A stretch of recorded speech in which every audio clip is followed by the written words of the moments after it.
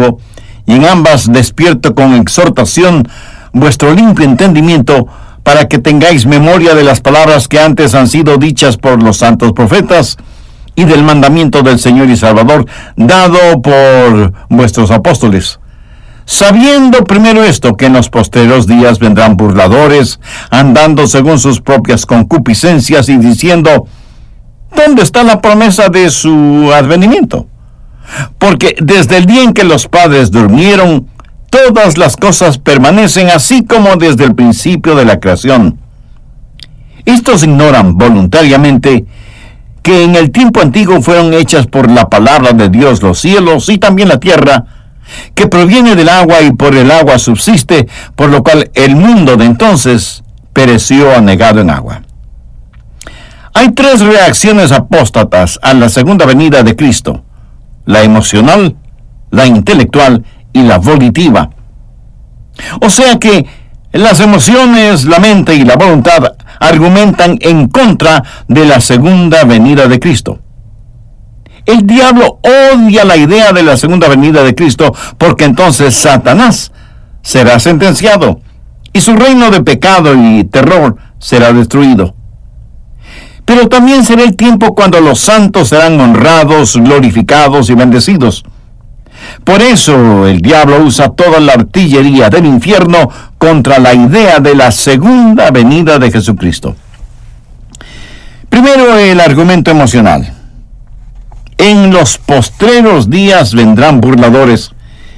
Pedro está diciendo que habrá aquellos que se burlarán de la segunda venida de Cristo. Ahora, una burla es un sustituto de la sustancia. Muchas veces cuando un hombre está perdiendo un argumento, recurre al sarcasmo, a la burla, al ridículo.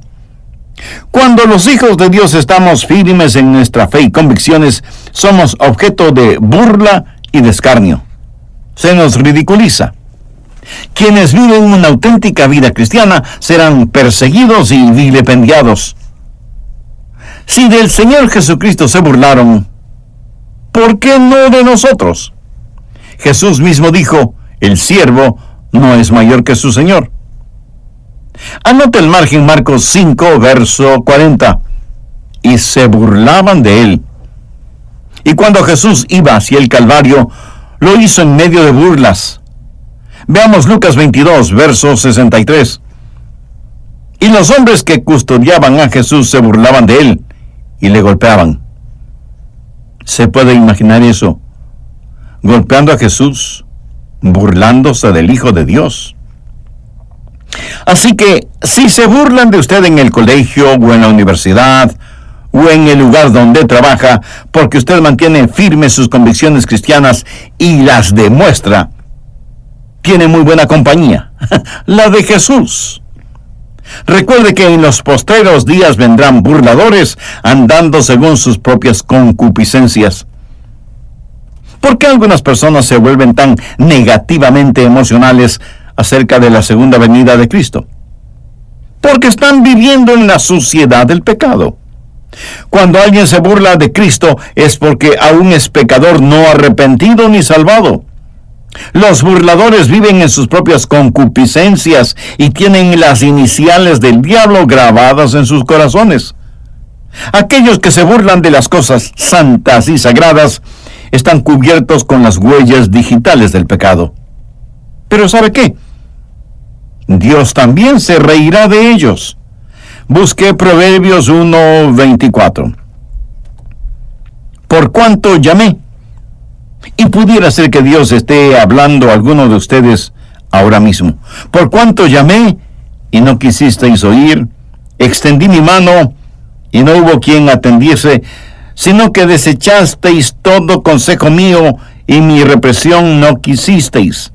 También yo me reiré de vuestras calamidades, y me burlaré cuando os viniere lo que teméis, cuando viniere como una destrucción lo que teméis, y vuestra calamidad llegare como un torbellino, cuando sobre vosotros viniere tribulación y angustia.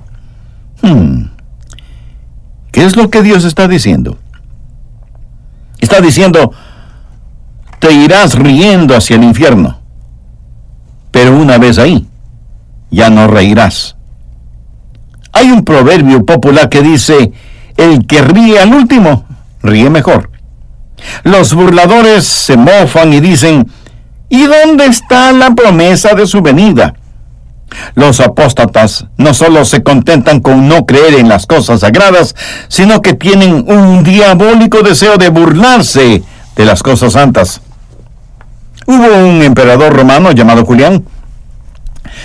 Cuando él era joven, dijo conocer a Jesucristo y ser un cristiano, pero en realidad nunca fue salvo. Y abandonó la fe que una vez profesó y se convirtió en un apóstata. Y persiguió a los cristianos ferozmente y se burló de la fe. Julián el apóstata tenía un amigo llamado Agatán. Habían crecido juntos, eran como hermanos. Luego cada cual siguió su propio camino. Después de muchos años se volvieron a ver. Agatán era un cristiano fiel y servía abnegadamente a Jesús día tras día.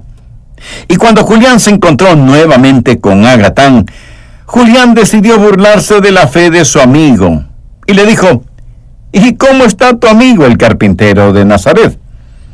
¿Tiene suficiente trabajo? ¿Puede subsistir como carpintero?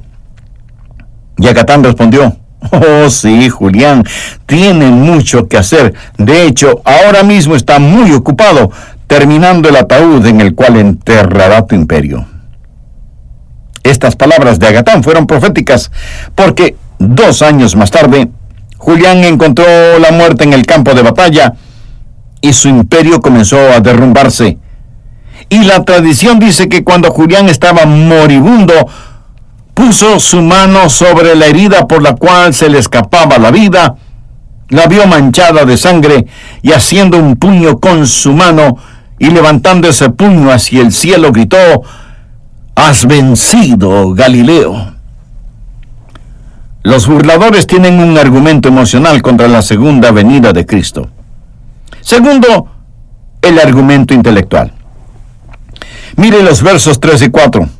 Sabiendo primero esto, que en los postreros tiempos vendrán burladores, andando según sus propias concupiscencias, y diciendo: ¿dónde está la promesa de su advenimiento? Porque desde el día en que los padres durmieron, todas las cosas permanecen así como desde el principio de la creación. Lo que estos apóstatas estaban diciendo es: si Jesucristo fuera a venir en poder y gloria, y va a haber nuevos cielos y nueva tierra, eso significa que habrá una interrupción en el reino de las leyes naturales. Están tratando de dar la impresión de que como intelectuales han estudiado el asunto y han descubierto que desde la creación nunca ha sucedido nada parecido, y que todo lo que la ciencia puede hacer al respecto está disponible para nosotros. Por lo tanto, al descubrir este universo físico y material, no hay ninguna razón para creer que Jesucristo vendrá otra vez, o que habrá cielos nuevos y tierra nueva. Amigo, esto es absoluto materialismo. Miran a la creación solo desde la perspectiva científica, apelando únicamente a la inteligencia, con el argumento de que no hay razón para creer que nada cataclísmico vaya a pasar. Por eso dijeron: todas las cosas permanecen como son desde que los padres durmieron, dando a entender que desde los ancestros, cuando ellos se murieron, las cosas siguen exactamente igual. Y en la actualidad hay personas que piensan de la misma manera. Oh, no hay que preocuparse por la segunda venida de Cristo. Mi abuelo me decía que el bisabuelo de él le contaba que el bisabuelo de él también hablaba sobre el asunto. Nada va a pasar, las cosas seguirán como están. Me puedo imaginar a un pequeño niño en los días de Noé, hablando con su papá y diciéndole: papi, quiero decirte algo. Hay un hombre llamado Noé, y mientras hablábamos con él, nos dijo que Dios va a destruir el mundo por medio de un gran diluvio. Él está construyendo una enorme casa que la llama arca, y nos dijo que si queremos, nosotros podemos entrar en esa arca con él cuando Dios mande el diluvio. Pero dice que para que entremos en el arca tenemos que creer en su Dios. Papá, Yo no quiero morir en el diluvio, lo que quiera que ese diluvio signifique. ¿No crees que deberías ir a hablar con el señor Noé sobre este asunto? El padre del pequeño empezó a reír. ¿Por qué te ríes de mí, papá? Oh, hijo, lo siento, no me estoy riendo de ti. Solo que recordé que cuando yo era un pequeño niño como tú, fui a jugar con mis amigos y ese viejo loco estaba construyendo esa cosa que llama arca. Y él nos dijo la misma historia que les ha dicho a ustedes ahora. Y me río porque, tal como tú, fui a decirle esas cosas a mi papá. ¿Y sabes qué? Mi papá me dijo que su papá le contó la misma historia. Hijo, olvídate del diluvio. Nadie jamás ha visto un diluvio. Ni se sabe lo que es un diluvio. Hijo, desde el tiempo de tu tatarabuelo, las cosas han sido como son ahora. Y ese es el argumento. Esa es la forma en que la mente natural piensa. Está el argumento emocional. O sea, los pecadores caminando tras sus propias concupiscencias. Este es el argumento intelectual. Todas las cosas continúan como siempre fueron. Nunca ha sucedido algo cataclísmico y nunca sucederá. Tercero, el argumento volitivo. Verso 5. Estos ignoran voluntariamente. ¿Sabe lo que ellos hacían? Veían lo que les convenía. No querían saber, no querían entender, porque si admitían la verdad de que Cristo vendría por segunda vez y vendría como juez, eso significaba que ellos debían cambiar de estilo de vida. Así que si ignoraban esta verdad y la sacaban de sus mentes y la expulsaban de su corazón y la negaban, eventualmente desaparecería. Voluntariamente se volvieron ignorantes.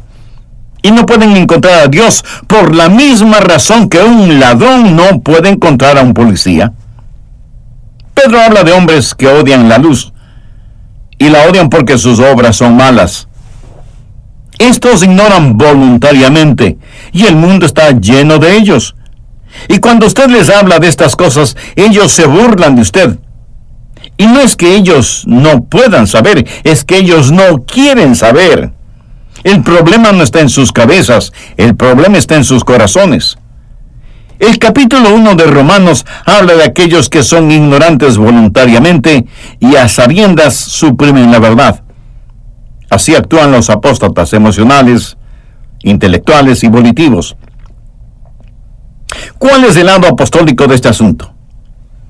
Pedro tiene 3 respuestas apostólicas para afirmar la segunda venida de Jesucristo.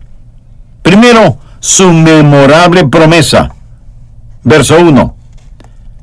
Amados, esta es la segunda carta que os escribo, y en ambas despierto con exhortación vuestro limpio entendimiento, para que tengáis memoria de las palabras que antes han sido dichas por los santos profetas, y del mandamiento del Señor y Salvador dado por vuestros apóstoles. ¿Memoria de qué palabras? Pues las palabras de la promesa. Vea el verso 4. ¿Dónde está la promesa de su advenimiento? Ahora vayamos al verso 9. El Señor no retarda su promesa.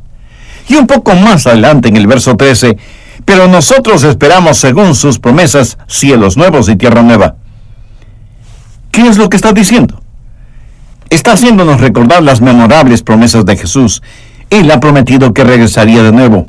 Cuando el general Douglas MacArthur abandonó las Filipinas temprano durante la Segunda Guerra Mundial, dijo, regresaré.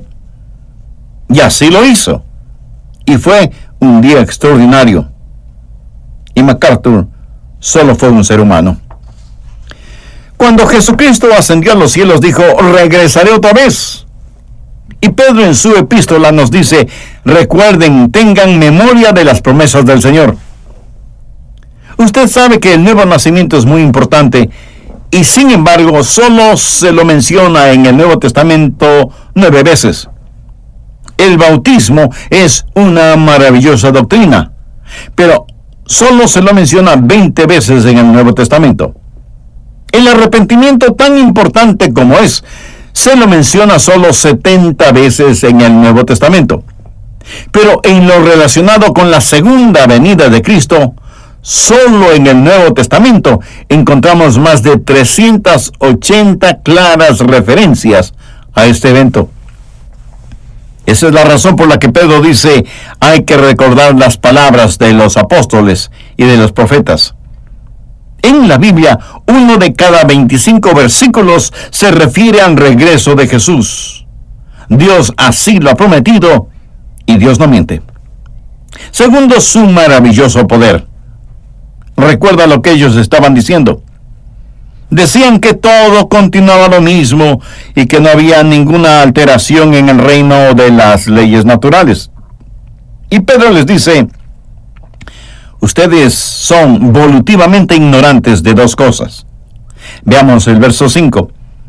Estos ignoran voluntariamente que en el tiempo antiguo fueron hechos por la palabra de Dios los cielos y también la tierra, que proviene del agua y por el agua subsiste. Pedro lo que está diciendo es, señor escéptico, señor apóstata, ustedes dicen que jamás nada cataclísmico ha pasado. ¿Y qué dicen de la creación? Dios habló y todo fue creado. Los universos aparecieron en el espacio. Solo con su palabra creó el sol, la luna y las estrellas. Puso al planeta Tierra en una órbita determinada en el espacio. ¿No es eso lo suficientemente cataclísmico para ustedes? Los escépticos y los apóstatas de nuestros días están tratando de encontrar el origen de la vida. Amigo, no se preocupe por eso. Más bien, hablemos del origen de la materia. Y si usted dice, bueno, la vida comenzó espontáneamente en un caldo primordial, ¿de dónde vino y cómo apareció ese caldo primordial? De la nada, nada puede surgir, excepto cuando Dios habla, y de la nada lo creó todo. En el verso 6, Pedro hace referencia al diluvio, y eso fue también un evento cataclísmico. Dios con su poder hizo la creación. Y Dios con su poder envió el diluvio. Y Pedro dice, ¿cómo pueden decir que Dios no interviene en la historia? Enfrenten los hechos. Y si ustedes tratan de explicar la creación sin un creador, son ignorantes por su propia voluntad.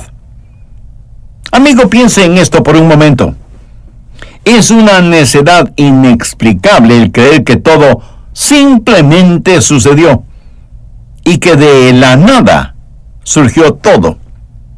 Y el argumento que Pedro presenta es que lo hizo Dios, y lo hizo todo, y lo volverá a hacer de manera diferente, y no será por medio de un diluvio, sino por medio del fuego.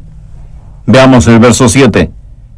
Pero los cielos y la tierra que existen ahora están reservados por la misma palabra. ¿Qué palabra?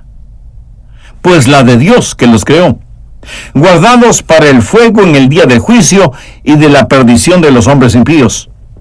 Note la frase, guardados para el fuego. En el griego, eso literalmente significa que los cielos y la tierra son como un depósito de fuego.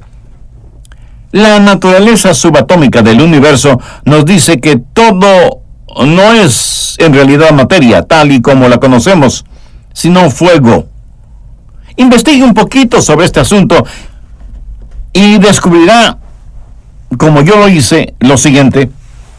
Pensábamos que la parte más pequeña de la materia era el átomo.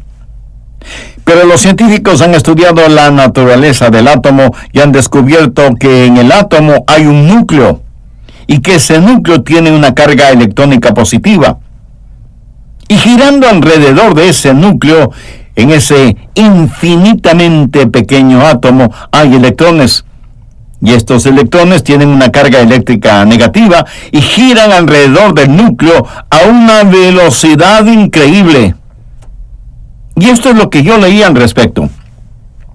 Algo extraordinario acerca de los electrones en el átomo es que giran alrededor del núcleo billones de veces en cada millonésima de segundo.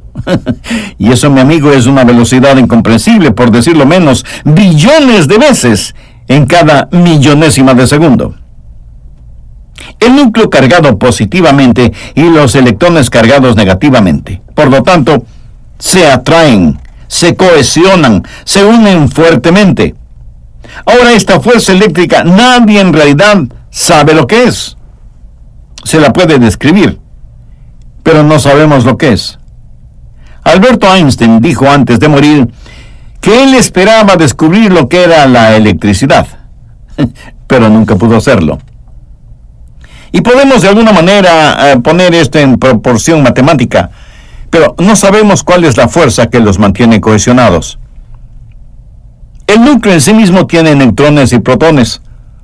Los neutrones son neutrales y no tienen ninguna carga. Los protones son positivos. Así que no hay una fuerza negativa que los sostenga en el núcleo. Sin embargo, no se separan. Y aunque los velocísimos electrones en el exterior tratan de separarlos, ellos permanecen cohesionados. ¿Qué es la causa de esta fuerte cohesión? Pablo, escribiendo a los colosenses acerca de Jesucristo, les dice: todo fue creado por medio de Él y para Él, y Él es antes de todas las cosas, y todas las cosas en Él subsisten. ¿Sabe lo que esto literalmente significa? Que es Cristo quien lo mantiene todo cohesionado, ya sean los planetas en sus órbitas en el espacio, o los electrones girando vertiginosamente alrededor del núcleo del átomo. Cristo es, por así decirlo, la supergoma del macrocosmos y del microcosmos. Y todo está cargado con fuego. Mejor dicho, todo es fuego, porque todo está hecho de estructura molecular. Lo que vestimos, lo que comemos, donde vivimos, lo que tenemos, todo, absolutamente todo, tiene una estructura molecular. En Hebreos 11:3 leemos: de modo que lo que se ve fue hecho de lo que no se veía. ¿No es maravilloso e increíble cómo la Biblia sabía todas estas cosas muchísimo antes de que Einstein las descubriera? Jesús, con su poder, todo lo mantiene bien cohesionado. Ahora escúcheme. Cuando Él deje de hacerlo, veremos un cataclismo que el universo jamás lo ha visto. Si Pedro lo entendió de esa manera o no, él menciona que lo que dice es por inspiración del Espíritu Santo. ¿Y qué es lo que Pedro dice? Dice: ustedes apóstatas que se burlan de la segunda venida de Cristo, les hago acuerdo, primero, de que sus memorables promesas son ciertas, y segundo, de su soberano poder. Y no quiero que se olviden de su misericordiosa paciencia. Veamos el verso 9. El Señor no retarda su promesa, según algunos la tienen por tardanza, sino que es paciente para con nosotros, no queriendo que ninguno perezca, sino que todos procedan al arrepentimiento. Pero el día del Señor vendrá como ladrón en la noche, en el cual los cielos pasarán con gran estruendo. ¿Se puede imaginar el estruendo que habrá cuando Jesús deje de sostener todas las cosas?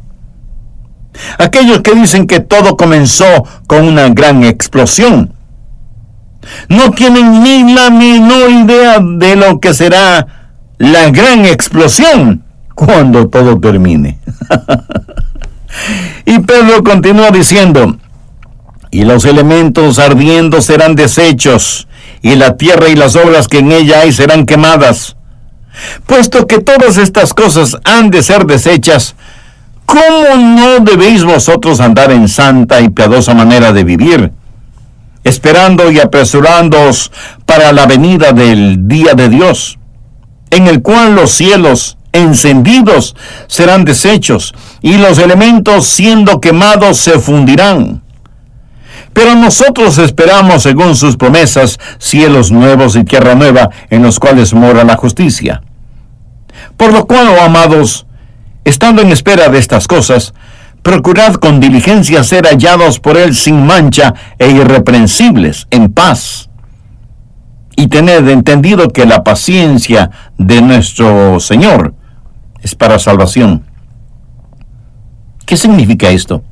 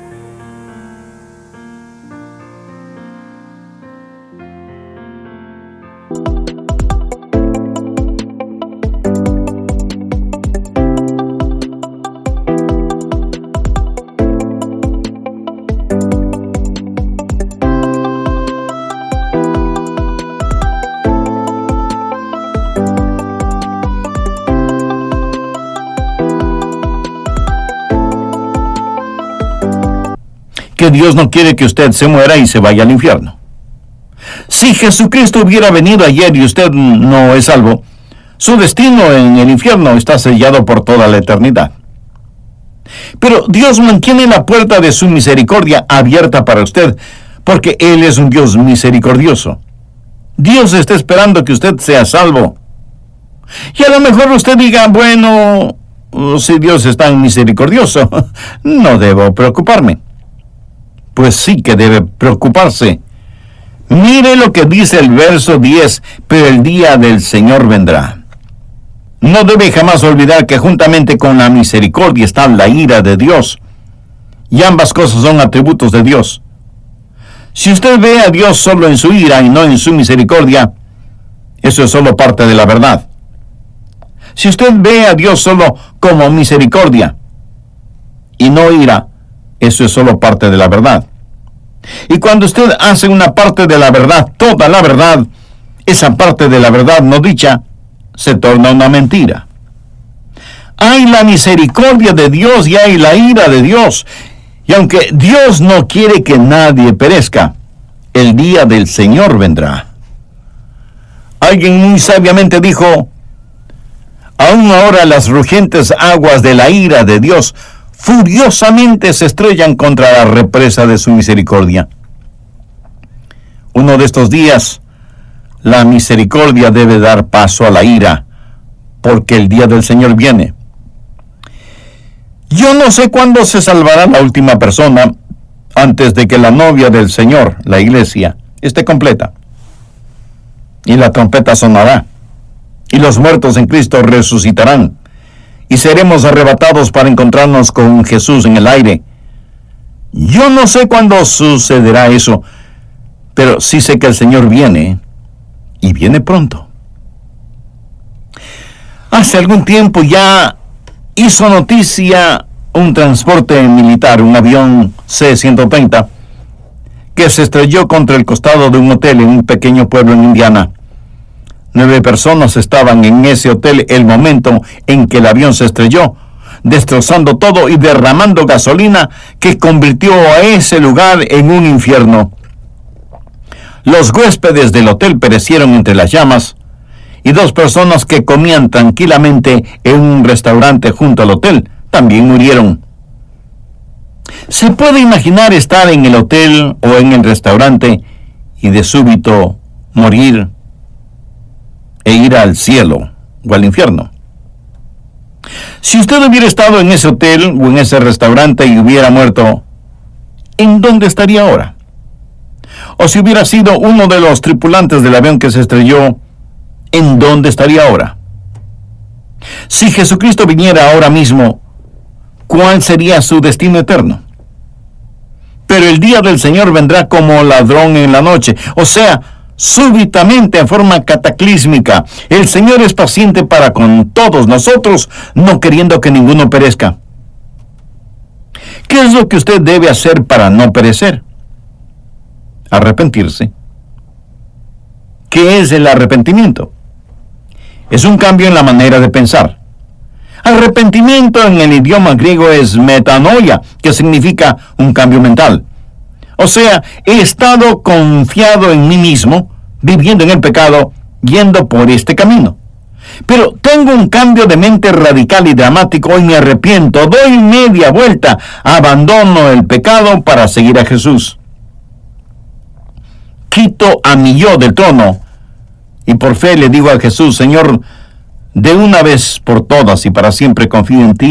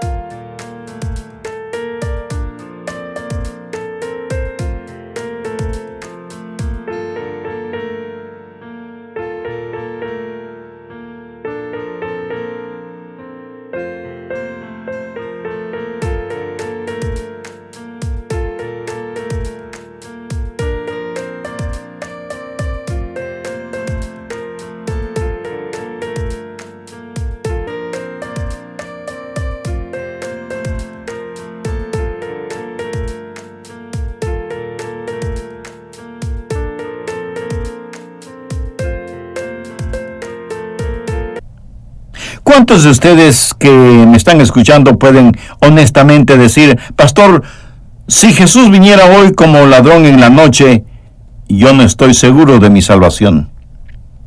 Piénselo por un momento. Ahora, recuerde que Dios no quiere que nadie perezca. Jesús no quiere que usted muera y se vaya al infierno. En Juan 3:16 leemos: porque de tal manera amó Dios al mundo que ha dado a su Hijo unigénito, para que todo aquel que en Él cree no se pierda, mas tenga vida eterna.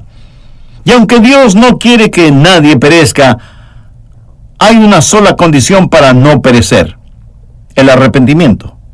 Ya lo dijo Jesús: si no os arrepentís, todos pereceréis igualmente. ¿Qué es